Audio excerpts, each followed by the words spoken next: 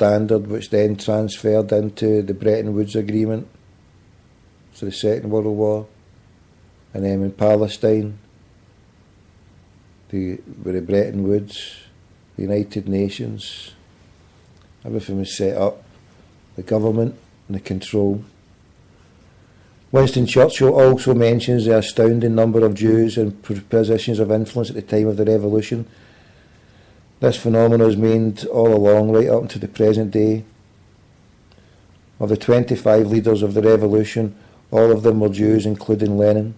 The following are the names of those leaders from the American Official Service Report, Volume 3 of the United States Senate Document 66, Congress, First Session. Ulyanov, real name, Lenin. Russian Jewish. Trotsky, real name, Bronstein, Jewish. Steklov, Nakims, Jewish. Martov, Ziderborn, Jewish. Zinoviev, Alphabom, Jewish. Kamnev, real name, Rosenfeld, Jewish. Dan Yorovich, Genetsky, Furstenberg, Parvis, Helfand. I saw the first names, second names.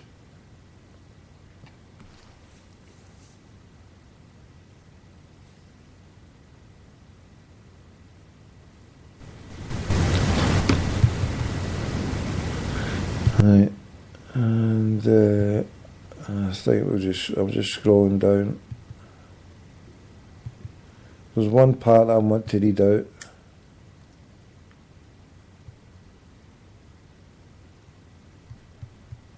I've read so much out there. Right, heavy stuff, heavy stuff, and I'm still looking for the main part that I wanted to read out. It's just one paragraph and I can't see it.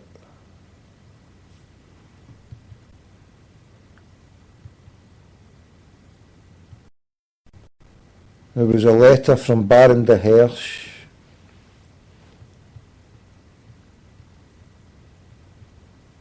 Oh, here we go. I'll take this one. How's this in?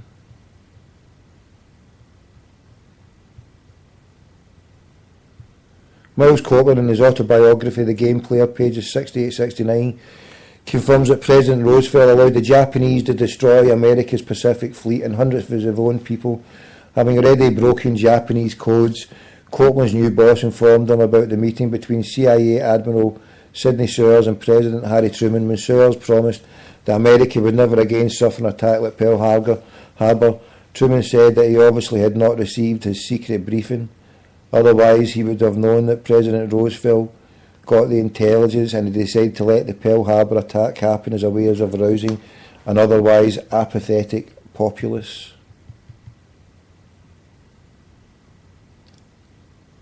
Also in The Game Player, Miles CIA Copeland, Mr. Coup d'etat, writes about the Nasserist honeymoon. Mr. Anthony Eden became so maniac on the question of Egypt's President Nasser that our Secretary of State expected any day to be confronted with the British insistence on an assassination plot. At this time, the CIA station chief received a message from Alan Dulles himself, sent to the assistance of his brother, that's John Dulles at the State Department, directing us in which ways to examine ways in which, if push came to shove, Nasser could be killed. There was a negative tone to the message, implied that the Dulles brothers would welcome a carefully thought out reply to the effect that Nasser was invulnerable, but we were not, of course, to mention the fact that we were the reasons he was out of reach of what would be assassins, since we were obviously designed the security arrangements around him. This time at long last had come for me to confess to the one item on all the mendacious anti-Copeland propaganda that the communists and certain petty-minded Americans have been circulating in recent years. Yes, I did discuss the problem with President Nasser himself, and the excellent award-winning report we finally sent to Washington was thanks largely to his suggestions. The Game Player, page 165.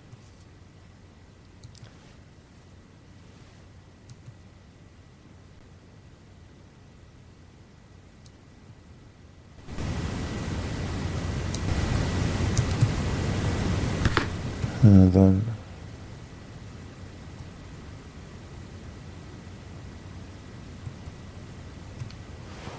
Right.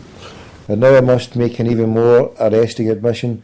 While the Straits in Washington were increasingly displeased with the anti-American content of Nasser's public utterances and the anti-American propaganda that poured out of Radio Cairo, the Middle East's more far-reaching medium, can you guess who was writing a goodly portion of that material?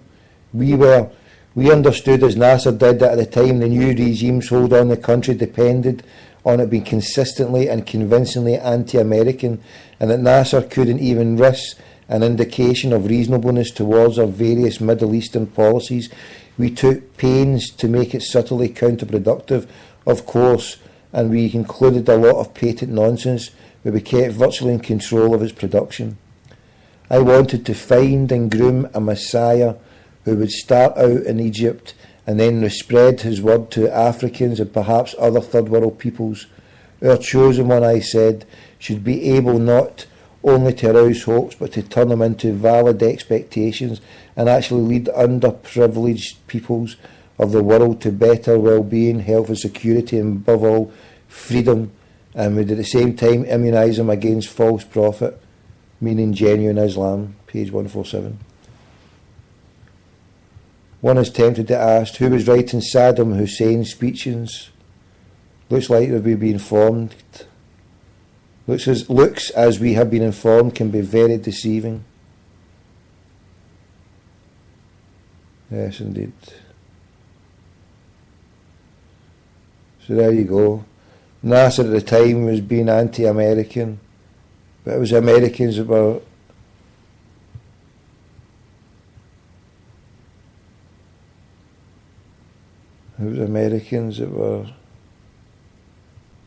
writing the speeches for him.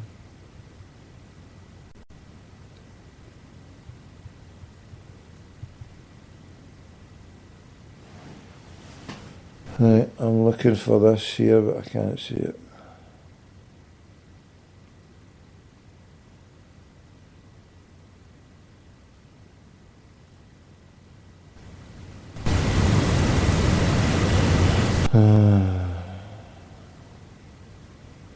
This is a heavy, heavy book, one of the heaviest books you could ever get. Look at this.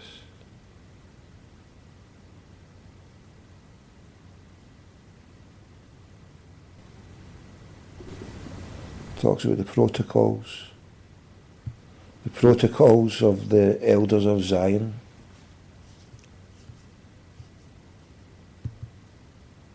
It's got Albert Pike in it. It talks about the 33rd degree in Freemasonry. It's got stuff about the Masonic Lodge in it, heavy stuff about that.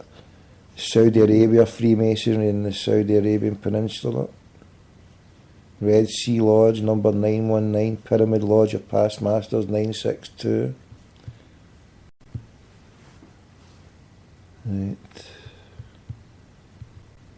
The unmasking of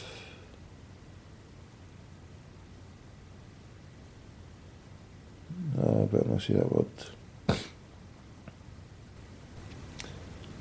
It is useful to note the positions into which the followers of Masonic belief have managed to establish, maintain themselves since the first Grand Lodge was convened in 1717.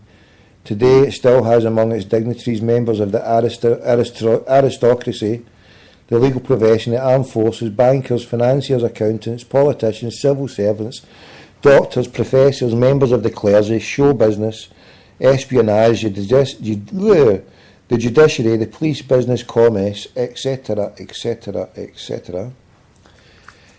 It makes it interesting to read and to see that some of the followers and upholders of the Masonic religion and its binding oaths are operating in today's world.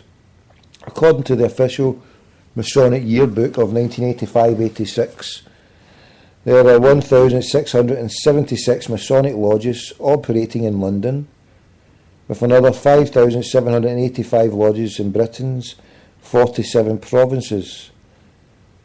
The following examples are from the London lodges alone. Institutions like the Bank of England have their own lodges. In its case, it's listed as number 263, one of the earliest.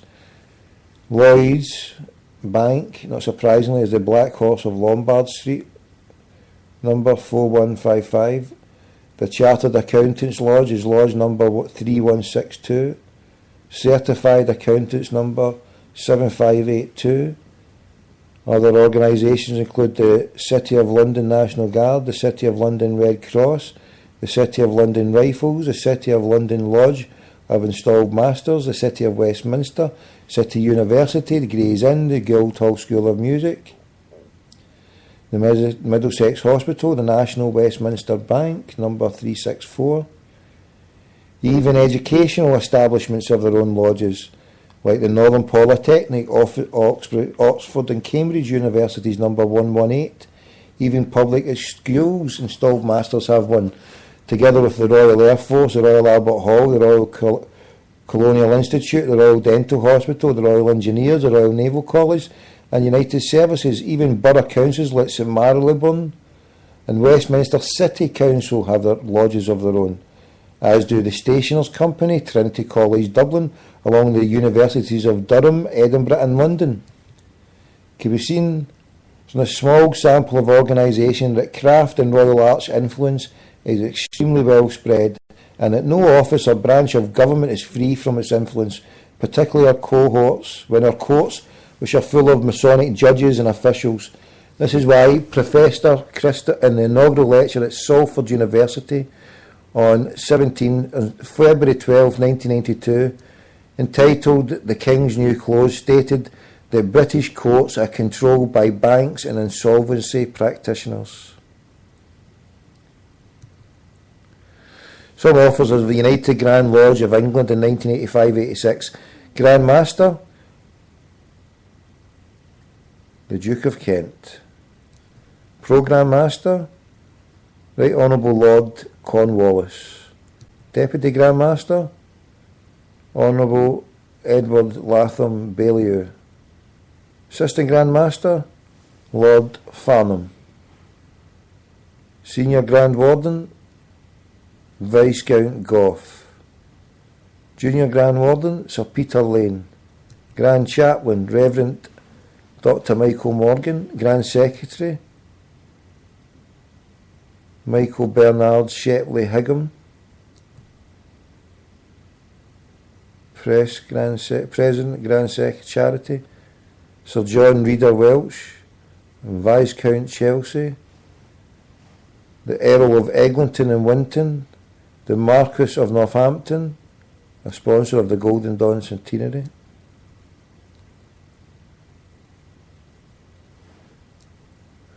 Look at that, Commission for the Appeal Courts, all these ones here.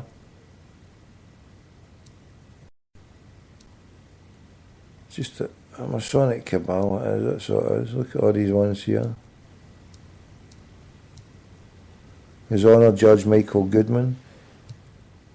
Right Honourable Viscount Gough, going through all the same ones. Major General Sir Stuart Greaves. His Honour Judge Roe Harding. Prince Michael of Kent. Lord Kenyon, CBE.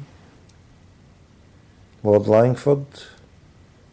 Justice Latty. Mr Justice Leonard. So Randolph Lyons, QC. Honour Sidney Noakes. Justice Neil Olenew. Justice Reeve, Viscount Ridley, Earl of Shannon, Mr Justice Sheen, Lord Justice Templeman, Sir Herbert Tetley, the Most Honourable Marcus Townsend,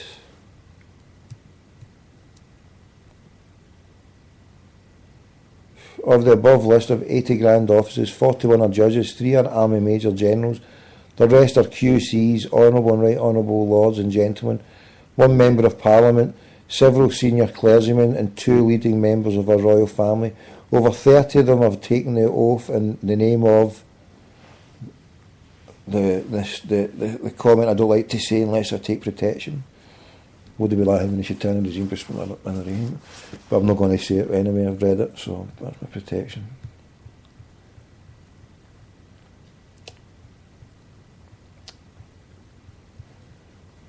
Should a judge promise to be partial, to look more favourably on one member of the public than another, the possibility that Masonic judges can and do prevent non-Maces Masons from succeeding again